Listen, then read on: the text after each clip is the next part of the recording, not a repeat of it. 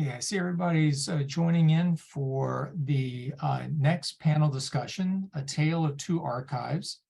And what I figure we could do to start off is we can just go in the order of our names on the program alphabetically and introduce ourselves. And then we'll jump into our discussion questions and points. So again, I'm Jason Ellis, Associate Professor of English at City Tech. And I'm also the coordinator for the City Tech Science Fiction Collection. I work with librarian Winnet Clyde, who unfortunately can't be here today, but Karpinski, also from the library, is filling in her stead, and I'll let her introduce herself in just a moment. Hey there, my name is Matt Frizzell. I am the subject specialist for science fiction studies at Georgia Tech. Also, as part of my responsibilities, I'm an assessment librarian. I work closely with both Lisa and Alison, collaborating to bring sci-fi events and help promote the study of that at Georgia Tech.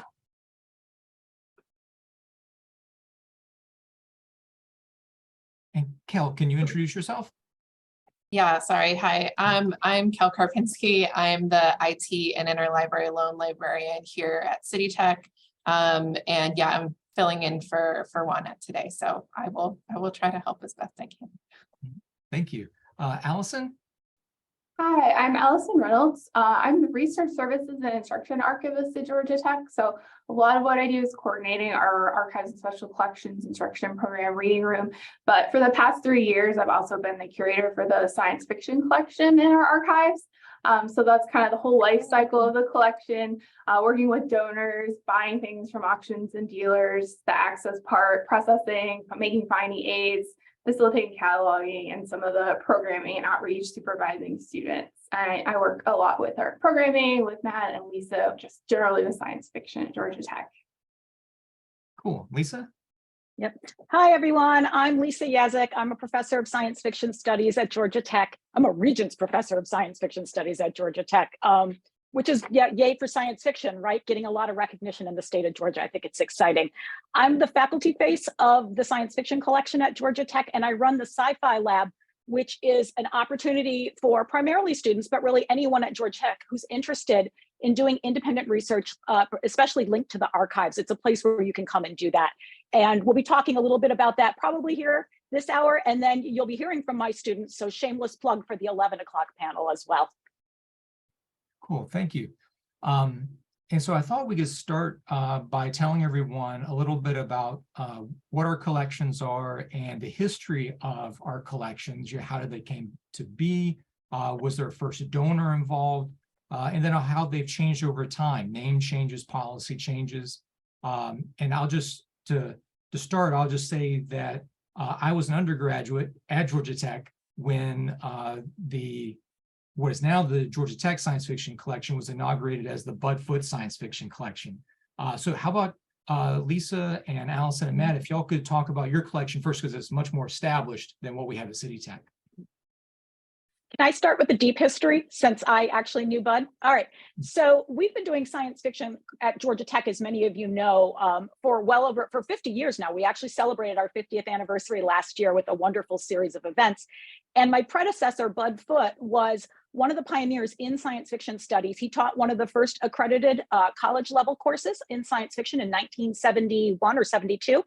And then he was really instrumental in bringing authors like Frederick Pohl, but also Ursula Le Guin and Stan Robinson to Tech. And then when he retired in 1998, he donated his own personal collection of science fiction items. There were about 8,000 unique items at that time to the collection. And oh, I wish I had a picture of it. They even made a poster. We were going to build this science fiction center of the future. It was going to link all of Georgia Tech by a monorail. It was an amazing, amazing idea. And while we didn't quite get that, as I'm sure Alison and Matt can tell you, we've evolved greatly over time. Today we have 17,000 unique items, I believe. Is that correct? And a science fiction reading room. So we didn't get a whole monorail, but we do have a room with super awesome egg chairs. So that's really good. So that's my big overview. Do either of you want to talk about development since the 2000s? I can jump in. Yeah, I like your number. I feel like I don't know the exact number. 17,000 is great. I did a catalog search yesterday and I found about 15,000 unique things, but then that doesn't include the magazines where we've got one record for 100 magazines. So yeah. And I'm sorry, and I think we had a recent donation as well of another 3,000 items from, I'm forgetting who, but someone, there's been a recent donation. I think that's where my 17 came from, but maybe we're at 18. Yeah, the Kathy Constantly Betty, that growing. was a few years ago. Yes. Kathy Betty. Yeah, maybe that's it. Okay, anyway. Yeah, and we still work with donors. We get a lot of people that want to donate things. It tends to be a lot of trade paperbacks, though, a lot of things that we already have, and a lot of magazines. But we do have a budget just for special collections that we have over the past couple of years, which has been exciting because we're trying to fill in gaps. We don't have a lot of early work, so we bought some first edition things. I was excited last year. We had some extra money and we got a first American edition of Mary Shelley's Frankenstein as an early sci-fi / rare book. But I'm trying to fill in gaps, especially things like Afrofuturism. I know we're lacking, our collection is not very diverse. So that's one way that we're really trying to expand our special collections. And it's not just books and magazines either. We have a lot of fanzines. I think I'm trying to expand that a little bit. We've probably got about 15, 20 linear feet or 20, 30 linear feet of fanzines, authors' papers, convention materials, because we have Dragon Con in Atlanta. So I'm really looking at expanding some of those things that will make our collection a little bit more unique and kind of more of a destination research spot for people in science fiction. But that's a little for archives. I know, Matt, do you want to talk about the general collection? Yeah, so sort of going hand in hand with the archives, we have a circulating collection, and a lot of it has been formed by overflow or multiple copies they have of books. So when donations come in and say we have, 3 copies of Asimov's Foundation, we'll get one of the copies.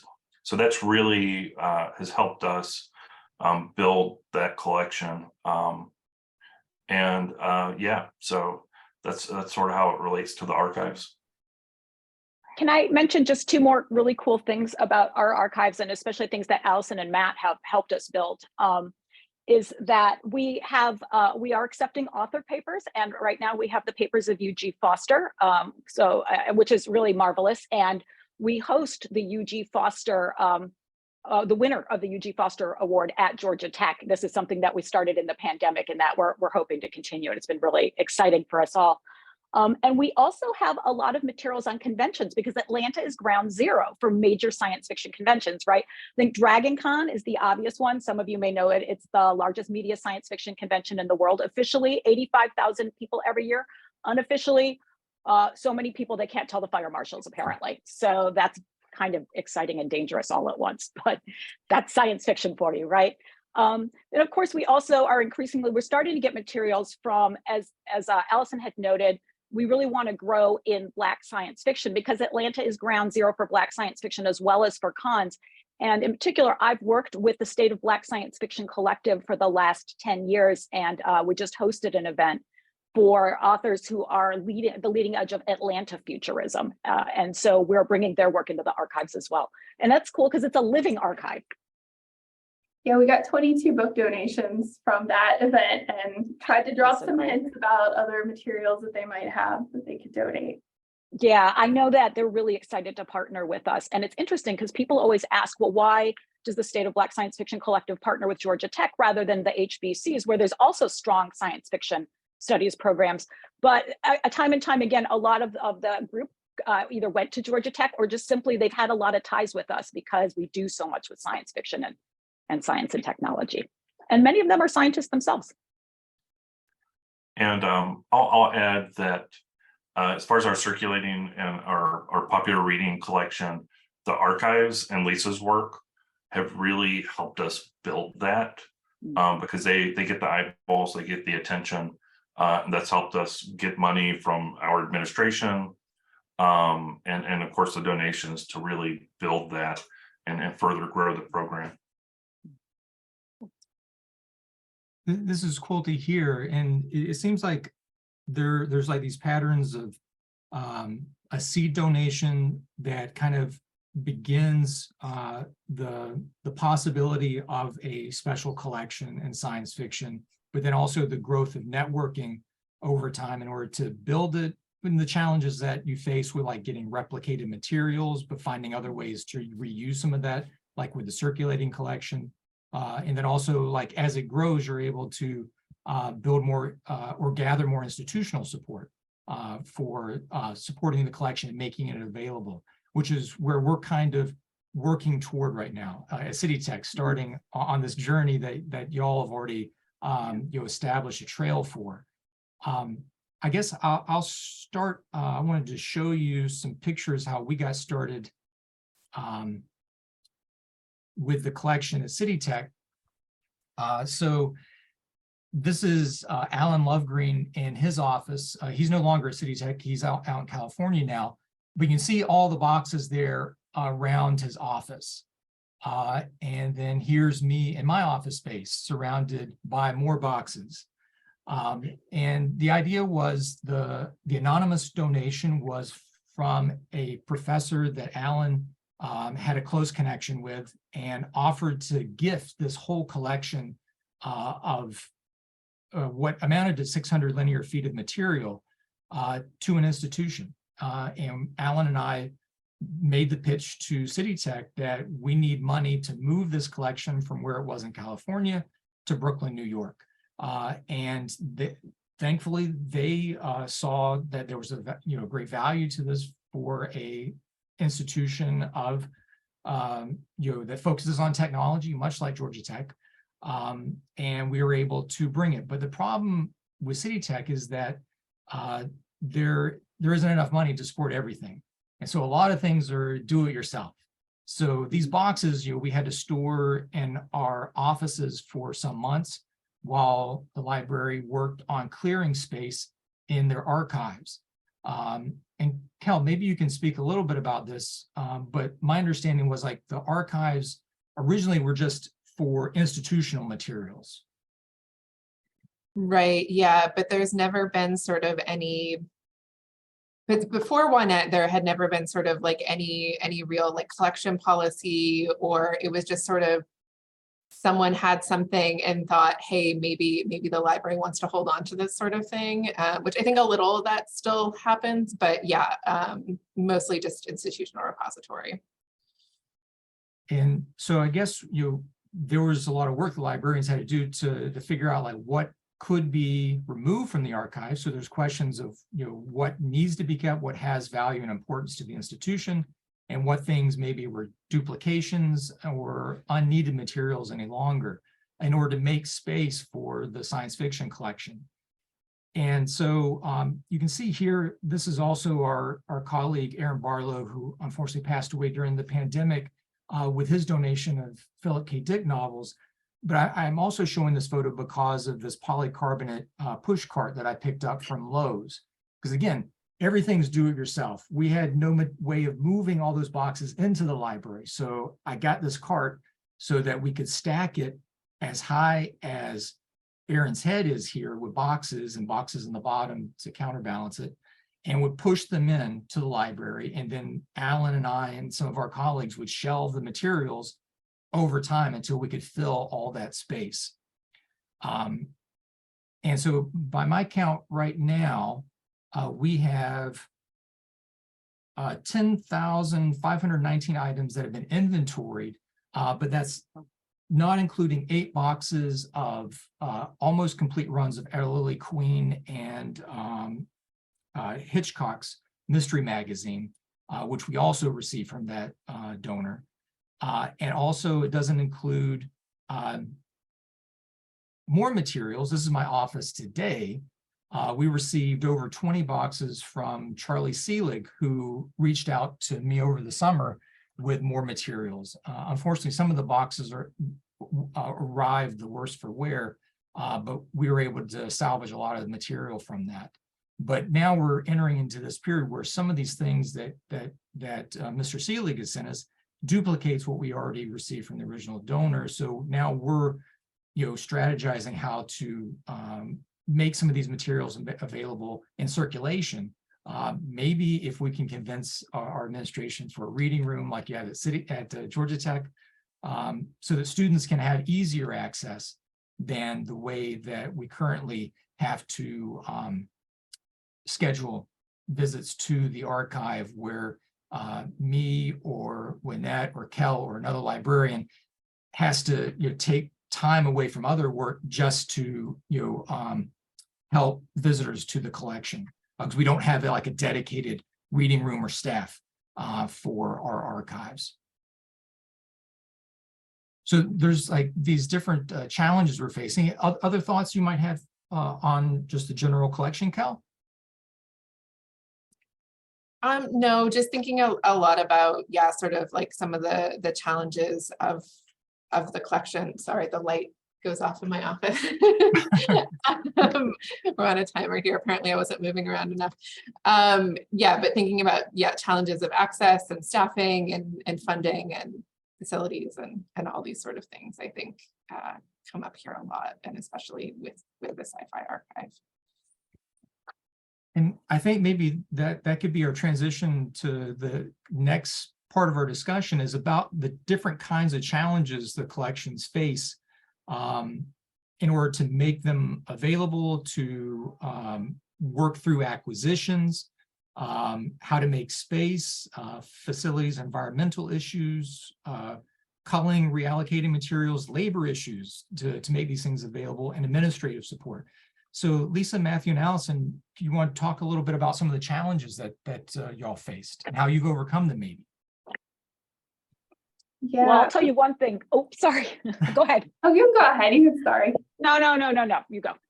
I was going to talk about the library part. We are pretty blessed with space because we have a massive offsite storage space we share with Emory, and it's all climate controlled. So right now, it's not as much of an issue. We only have 5 copies of one book sometimes, but even 20 years from now, I'm trying not to take everything so that it doesn't create more problems for people in the future. But that is one good thing.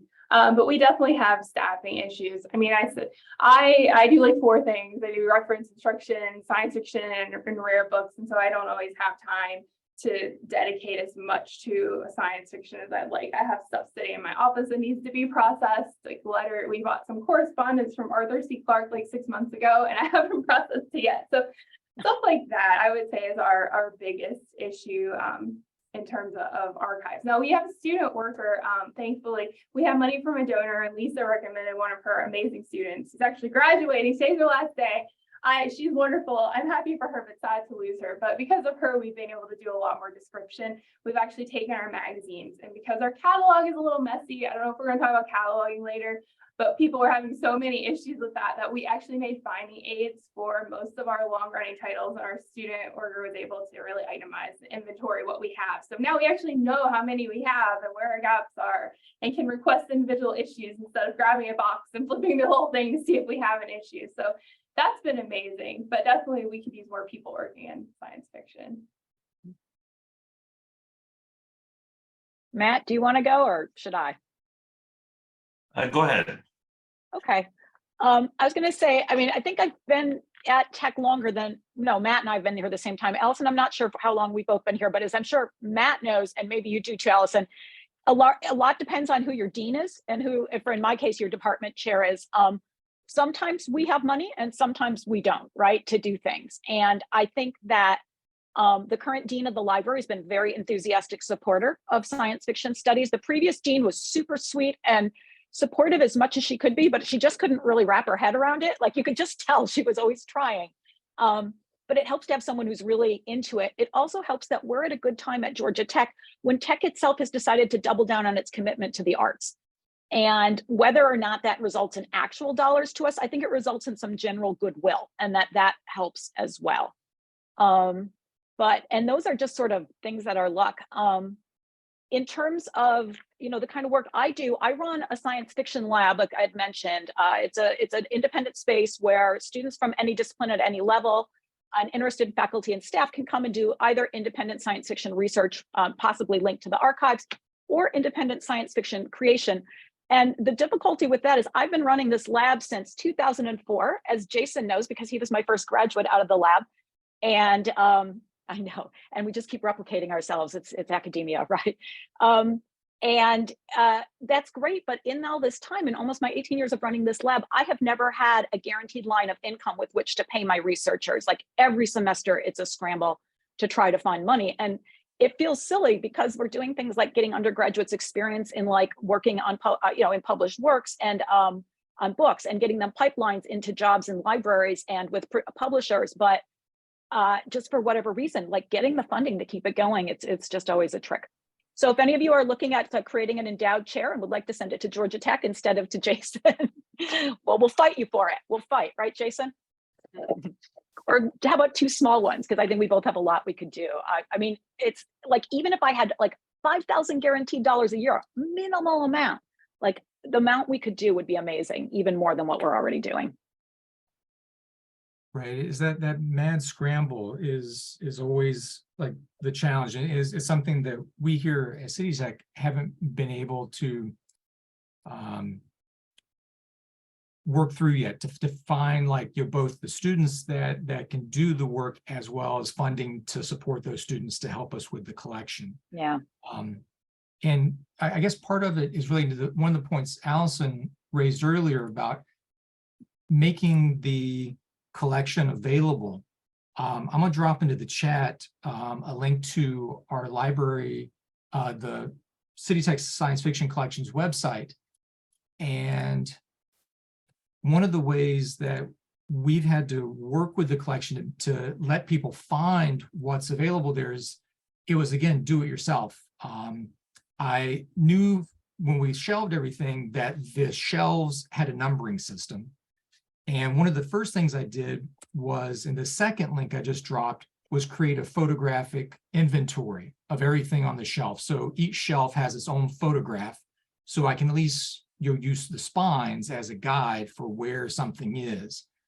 And then over the course of about 4 years, I created, in that third link, a database, or it's just a fancy spreadsheet. Divided by a magazine's page, scholarship and anthologies, journals, and novels.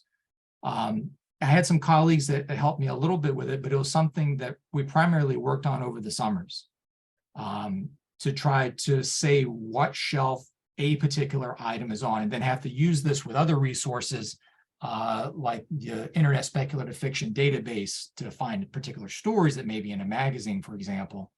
But it's hard when you don't have the people, you don't have the funding to necessarily do it right, or to do it with, professionally. Because I mean, unfortunately, these things aren't in our catalog yet. It would be great if, hell, if you want to begin working on this, if you have the opportunity, this will be like, I guess, the next step. Yeah, I mean, we've been talking about various projects. I just want to say, for anyone who's actually done research in archives or had to look at a finding aid, like, I know you're saying like it's, it's DIY, and, you're not necessarily like a library professional, right? Like this is new to you in some ways, but those photos, being able to see the spines of the books, like it's kind of tremendous. Like I would love, like, when I was going to do my own archival research, or someone would show me some photos of the things that I was going to see before I see them, right? So I think that, like, in some ways, even though it's been like a little scrappy, I think it's good in some ways. I think that, I think some good things have come out of that. But I mean, my own work is mostly in gender and sexuality studies, but, we've also been talking about, what's in the collection in regards to that. Are there ways that our gender and sexuality studies minor can overlap with the sci-fi collection? Is that a way for us to start maybe cataloging or, doing different things? And I think something that we've been coming up against, which, maybe this is true for other institutions too, that when there is grant money, oftentimes it can't be used for personnel. And, Alison, like you were saying, a lot of us are wearing a lot of hats here. And so Juanette, who is primarily in charge of the archive, is also doing acquisitions, is also teaching this semester, is doing all these different things.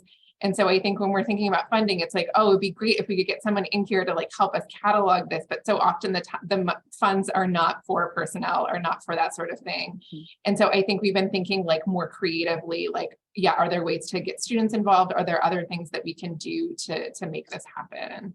So I think, you know, even those of us who are sort of outside of the sci-fi collection have been also thinking about ways to connect to it too. I would add on to that when we get money, we get it really quickly and we don't have much time to spend it. Yeah. And I recently came into this role as a subject specialist for sci-fi, but one of my things I'm going to do is create a wish list, a considered list of what I want. So when the money becomes available, I can go spend it. But it's usually, at least in libraries, it's feast or famine. If the budget's good for the university, we'll get a little extra money. But otherwise, we're just paying, you know, vendor inflation cost.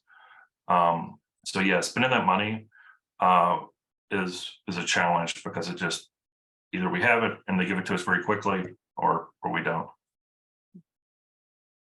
One thing I want to say, oh, go on. I'm sorry. I'll say about the space in our library. Alison was talking about. So we have a large offsite storage facility, and it's great for archives. It's climate controlled. We have a massive amount of science fiction materials, so it's really good. They deliver it on a very quick basis. For our circulating collection, even though we have the reading room, it's a weird situation because we probably only have half of our actual collection in there. And as I order more stuff, we're going to have to displace more of it. So because of the way our library is set up, we don't really have many physical books at all. Like 95% of our collection's offsite.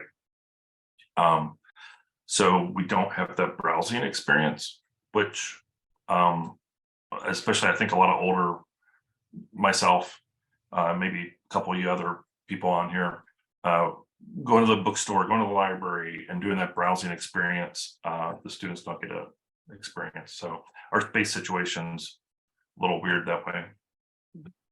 Yeah.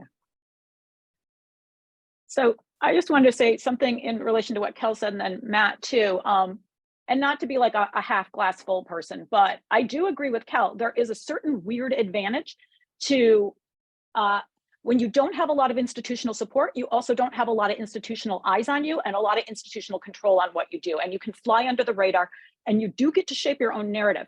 And one thing I will say is, like, even now I was just looking at the Georgia Tech, like the science fiction collection website, and I recognize words I crafted there like a decade and a half ago that we're still using and I think are great. So there is a certain advantage to being able to control that, because it allows you to be nimble when you have to be, right? Like, it's pretty quick to pivot, like when there's a new dean or a new president or a new initiative at Tech, to like pivot and start dropping in the right words to sort of sell things because no one else is controlling what's going on. So that is kind of not an advantage, but a good thing of this kind of situation, maybe.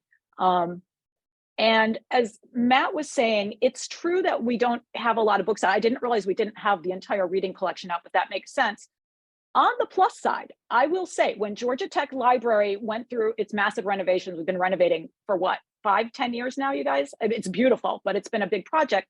One thing that was interesting was that every unit at Georgia Tech was told they could keep 1,000 books in the library, and science fiction also got to keep 1,000 books. So it's not like a lot of power, but we got treated, at least the library treated us like a real unit, and we got to represent. And I thought that that was pretty cool, actually.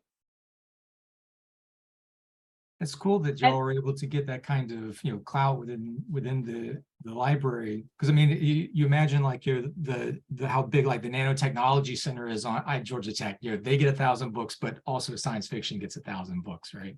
Yeah, but they have a jillion like Department of Defense grants, and I would like to get just one of those for us, right? Right. But yes, but you take what you can, and at a place like Tech, space is at a premium, and space and real estate do mean something, like at least in the sort of cultural capital economy of the Institute. So yeah, anytime we can grab extra space, I'm excited about it.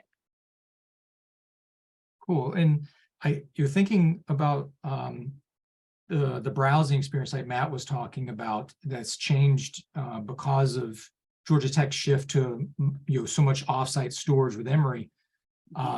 As one thing that I think, at least for the time being, is an advantage that we have at City Tech, that we also have, you know, a premium on space, but because the whole collection is in one place, and we are able to find ways to accommodate visitors. For example, we had 2 curators from the Lucas Museum that's being built in LA come out, and we basically opened the archives to them and helped them find materials while they themselves were browsing the items in the collection, which from other types of archives I've been to before, like at UC Riverside or the University of Liverpool, you don't get to do that. And so it's something special, I think, that we have at City Tech that I hope we can maintain as long as we're able to provide the people power to make that happen. So let's see, I think maybe toward maybe wrapping up the session, the question is what kinds of events, initiatives, or other activities do you do to raise awareness of your collection? Maybe start with Georgia Tech. I guess this is me, right? I talk, well, we have the lab, obviously, which we've been doing for a long time, but we've also always done events, and that was inspired by Bud Foot's example of bringing in people and hosting events, and Georgia Tech kind of got used to us doing those kinds of things, right? So I think that for me, one of the most rewarding things we've done has been partnering with the State of Black Science Fiction for the past decade on a variety of events. We hosted a round robin where they wrote an original science fiction story on the spot, 10 different authors. That was really fun. Jason, were you there for that? I don't remember if you were back at that point. Super cool. So we had 10 authors came in. This was in 2012. And on the spot, they wrote a story. They did it like an exquisite corpse game for an audience of 100 people. And it was, what if the Civil War, if the Battle of Atlanta had been interrupted by an alien invasion? And it turned out it would still be complete chaos and everything would kind of end up the same. But it was a really fun experiment. We have partnered with them on creating a steampunk movie. And of course, we recently had the Terminus 2 event where we are celebrating the artists who are forging Atlanta futurism, which is a new form of Black futurism, obviously being created in Atlanta. I just want to sort of talk about 2 upcoming events to give you a sense of the kinds of things we do in the library when we have money. As Mathew said, it's a quick turnaround. When we find out there's money, we have to spend it, right? And I'm lucky that sometimes they reach out and ask me to help spend it too, because I can spend people's money. Should any of you need help, I will spend your money for you. Thank you. I'm good at it. So, but 2 things we're doing. So like I said, we are home to the UG Foster papers, and we have we partner with the UG Foster Award for Short Speculative Fiction. I'm a founding judge for that. And I'd worked with UG Foster before she passed in 2013 or 2014. And so we're really excited to continue to celebrate her legacy at Tech. And so what we've been doing, we started this in the pandemic, and I think we're hoping to keep this a permanent thing, is that we ask each winner of the UG Award to do an online event with us at Georgia Tech. So we do an evening with the UG Award winner. And for the last 2 years, we've been able to hook it to certain classes. And that's really exciting. So this year, we're going to be bringing in Sarah Pinsker as she was the UG 2022 award winner.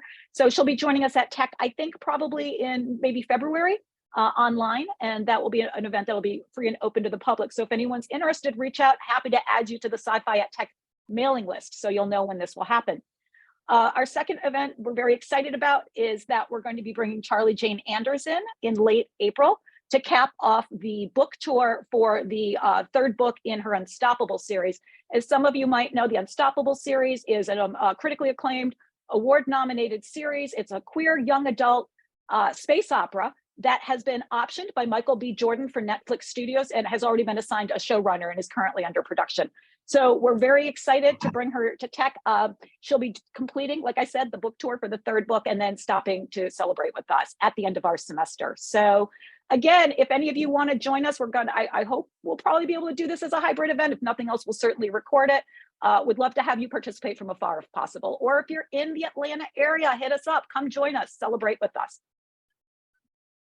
Yeah, and I'll add to that, just as far as like planning, we have a great at Georgia Tech, probably don't know her, but if you ever see her name, she helps coordinate a lot of our public programming, Catherine Mancy.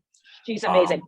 And it's a really good collaborative relationship that we have between archives and Lisa and the science fiction studies group, because we use, the manpower that we have and some of the space we have and sometimes the funding to really help, actualize some of these things. So it takes a lot of people and a lot of effort. So, and Alison as well, and everybody else that I'm probably forgetting. Kirk Henderson exhibits. Yeah, because exactly. we've done some amazing science fiction exhibits and partnered with people all around the institute. That's like a cool place where we can bring the science and the arts really together. Yeah, and Jason, this, but at Tech everybody's forward thinking, and the science is at the front of the research that it does. It's really great because a lot of these events we can collaborate with all these different units on campus, and there's always somebody in aerospace, material science, or artificial intelligence that we can bring in, because it actually relates to the work. So I think that really helps us sort of promote and connect with people at the Institute. Yeah. My favorite one was in 2020, right before the pandemic. It was the 150th anniversary of the periodic table, which I'm sure many of you celebrated. We celebrated it literally for a year at Georgia Tech, with everything from like original compositions played by the Georgia Tech marching band at the football games to, and we did a science fiction exhibit on the science and fiction of the periodic table. And we talked about all the fictional elements out there. Unobtainium, right? What else is there? Vibranium, right? Glassite, that was our favorite one, actually. I remember our student assistant said she was going to kill herself if she had to read another story about glassite ever again. But there you go. But it was a fun exhibit, and we still have the pieces from it, which is really cool. Yeah, for archives, we do the exhibits. We did this big exhibit last year, 50 years of science fiction at Georgia Tech. And so that's something I hope to curate with Kirk, our exhibits manager. I've done some smaller exhibits for our reading room. One thing I do is get out like our highlights for tours. We usually do a week of welcome tour for incoming students, and I always get out some sci-fi stuff and as they come through the archives to look at, or visits if we have big donors or authors or somebody visiting, just getting stuff out, doing a show and tell, sort of promoting what we have. And I do a bit of instruction with a science fiction too, because that's one of my main responsibilities. So we always have a few of the postdocs that teach the English classes, or the required first year writing classes. So I think every semester I always end up getting things out. Mostly we do magazines, or like a visual analysis of magazines and art at the time, but they always come through. I do maybe 2 or 3 sessions a semester. So that's really a fun way to get the collection out there too. Very cool. And at City Tech, we're doing some of those same things like you're saying, Alison, like with class visits, and magazines are huge with students because, by and large, the students aren't readers of science fiction via the magazines. And so not just being able to hold and see that as an artifact, but one of the things that Wynette, if she were here, you would go on about are the advertisements in the magazines. That's like her big thing. And it's something for the students to experience and kind of gauge how culture has changed over time based on the advertisements in the magazines. But there's also the tactile experience of holding them, the smell of the paper and the acids that are in it.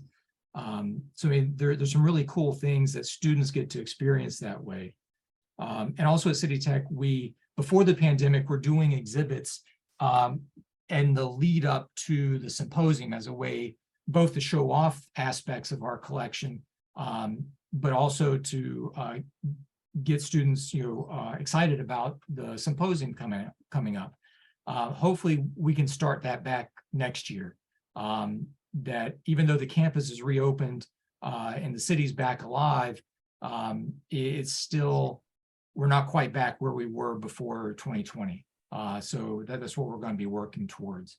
And of course, for us, we have the symposium every year, and we hope that there's going to be new ways in the future to build on this, to make people more aware of archives and to use the archive. Because one of the cool things in the past is some of our presenters have come to campus and used the archive before they would give their presentation at the in-person symposium.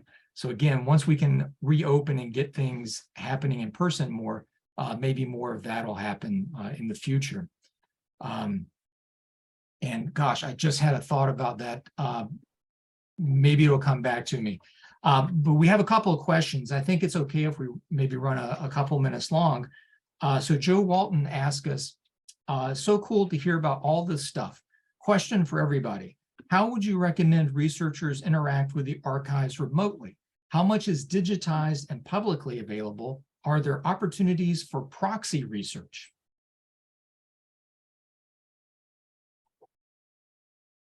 I guess, We don't have, oh, go ahead. I say we don't have a lot digitized. I think part of it with science fiction is it's mostly all under copyright. And so we can't just, scan everything and put it online if it's a publication. So I would say we don't actually have a lot right now, but I'm curious to hear, how other people are doing that too. I mean, we'll do scans on demand, or we'll scan stories or covers or something, but we don't have a lot in our repository. We're prioritizing digitization. Science fiction is probably not at the top of our priority list, just in terms of use. It's a lot of university archive stuff that gets used. That's probably going to be above the list for us. Lisa, unless you want to push something up on your yeah, well, I mean, I can talk about my experience as an archival researcher, both prior to and during the pandemic.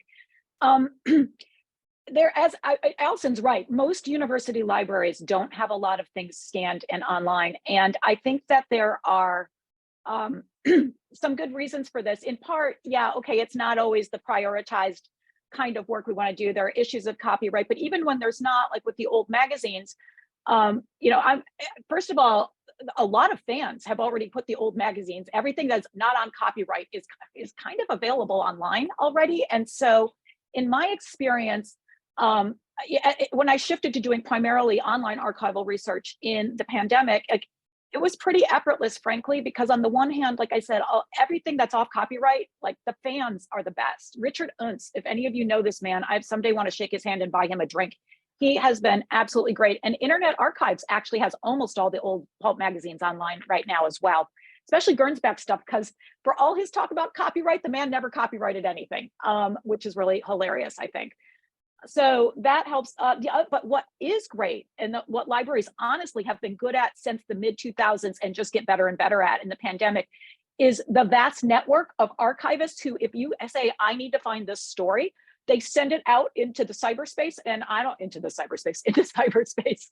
And I don't know, within 2 or 3 days, someone has sent me a PDF, and it's like magic. And I think that a lot archivists have really taken advantage of digital tools for the past couple decades, and that, for me, the best thing you can do is find things like, I think Chris Leslie had mentioned, like the Richard Blyer Guide to Old Pulp Science Fiction. There's the Locus Index to magazines you can use.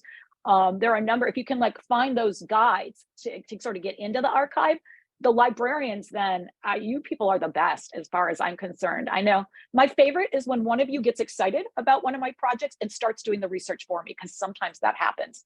And I don't know how you do it because you're very busy, but I love it. Thank you. Yeah, I was gonna, oh, sorry, Jason. Go ahead. I was just gonna say, Interlibrary Loan, as the head of Interlibrary Loan, always have to plug in. Here, because we don't have anything cataloged yet, we haven't really dipped our toes into that, but I think that is one of our hope eventually. But like Lisa's saying, I think, that there is, even if you can't go in person, if there's something that somebody has, and either requesting it through Interlibrary Loan from your home library or reaching out to that institution directly. I think librarians and archivists are generous when we can be. I think there are some that are stuffy and stodgy, but I think that is the minority. I think that most folks, like Lisa are saying, we're excited for your research. We're excited to do research. So yeah, just wanted to put that out there. This is why I always thank librarians when I get an acknowledgements area in my books, because you guys are amazing. I haven't met any of the stuffy and mean librarians. Maybe they just don't respond to things, so I don't know who they are. I think they're few and far between these days, but yeah. I think so too, yeah. And I was going to ask you, Cal, is that something that we can do with the collection if someone were to make an interlibrary loan request to scan a story out of a magazine if they've identified where it is? Yeah, so it is doable in theory, because our stuff isn't cataloged. The way that we do interlibrary loan, no one would know we had it to request it. So yeah, I mean, we could do it through sort of like more unofficial channels for sure. Labor is sort of an issue right now. We haven't really been scanning chapters at all, even for our normal interlibrary loan requests, because we're still catching up. We're only in person 70%. It's just me and someone who does it 10 hours a week, and I do several other things. Again, we all wear so many hats here. But yeah, I think, I think that's one of the hopes eventually, and would be one of the perks too of getting more stuff cataloged, is then everybody else would know what we have and would be able to put through requests for chapters and things like that. And I think that would be really exciting to get more of that out there. Cool. And I'll just mention for folks in the audience, if you're not aware, it's tremendously labor intensive for folks to scan these materials for us. I can speak from my own personal experience writing my dissertation. I had a very short window of access to Philip K. Dick's collected letter volumes.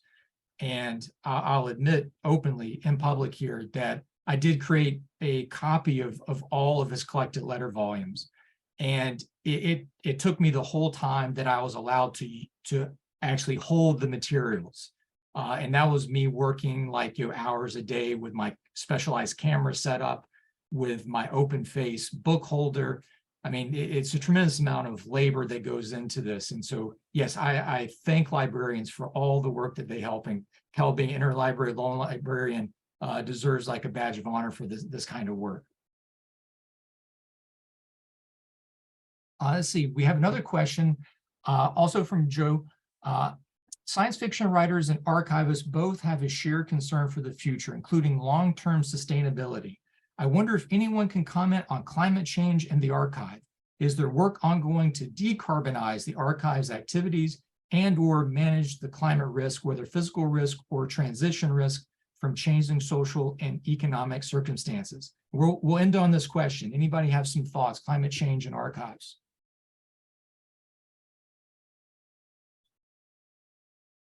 I'll just start off. I think it's kind of a good carbon sink. We have the materials, they are isolated, but then of course there's the sustainability of the archive, making sure it's climate control protected. So there's going to be a carbon cost associated with that sink. I'll add to that on the flip side of it, especially most of our undergraduate students at Georgia Tech, they want everything online. So going forward, there's not going to be so many dead tree materials out there simply because the demand for them is going down. So I think just naturally, as this generation ages and people get more used to online materials, that will hopefully help in that way. Yeah, but right then you get into the problem of e-waste. And I mean, so it's an increasingly invisible kind of pollution, right? Right. Yeah. The heat generated, the electricity, all the strip mining for copper, for wires, for computers. I mean, things like that, right? I mean, we're running out of some of these resources, so it's kind of interesting. But you're right, there'll be more trees. Of course, we have all these tree farms here in Georgia. I'm never worried about us running out of trees. They're not nice trees, but we got plenty of them, right? Really quickly, I don't know anything about that other than the e-waste comment there. I don't know anything about the environmental aspects of archival research, but I would like to make a shameless plug for the next panel, where one of my students from the sci-fi lab is actually writing a play about archives and climate change. So maybe you can ask her for her thoughts on this. And I think that's a great transition note, Lisa. So thank you all for participating in this Tale of Two Archives discussion panel. Let's give everybody a round of applause that was on the panel. Thank you again. And I will now begin transitioning to our next panel that Lisa's going to be moderating. Georgia Tech's Sci-Fi Lab, Archival Research, Octavia's Ancestors Project, and the radio play. So we'll get started with that in just a moment.